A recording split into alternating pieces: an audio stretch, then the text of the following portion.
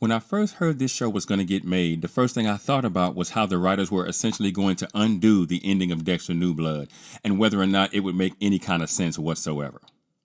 Now, the first episode of the new show spent most of the A story in fan service mode, bringing back a host of prominent characters unnecessarily and explaining how Dexter survived being shot by Harrison in the New Blood finale. But that wasn't all. We also learned what Angela did in the immediate aftermath of letting Harrison go after shooting his father, before backtracking with Batista, resigning from her post as sheriff, taking her daughter and leaving Iron Lake.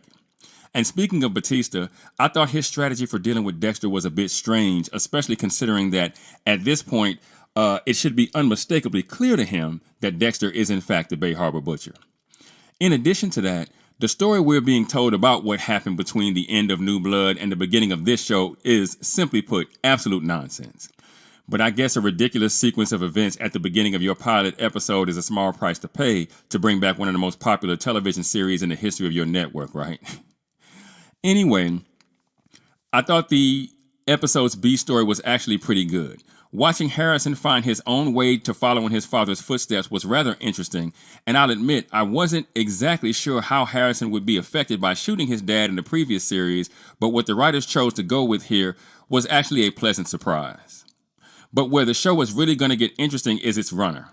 Seeing how Peter Dinklage's Leon Prater and Uma Thurman's Charlie will ultimately contribute to the show's season arc is what I'm most interested to see right now. Now, so far, I'd give the show a 60% or a 6.0 if you're thinking IMDb score. Look, 2 episodes in, despite the murder that takes place in the pilot episode, the show is off to a rather slow start. And while I fully expect things to pick up before the season's midpoint, I think it might have been a narrative mistake for 2 whole episodes to have passed now without Dexter and Harrison's paths yet to cross. And given what we've seen so far, Harrison may only commit the 1 murder this season and spend the rest of it trying to avoid going down for said murder. But one thing we know for sure is that Dexter will eventually get back up to his old tricks, and with a serial killer calling himself the Dark Passenger, I think the writers are telegraphing who his first victim will be. All in all, I expect this show to be fairly decent this season, nowhere near the caliber of the original series, but at least as good as New Blood was.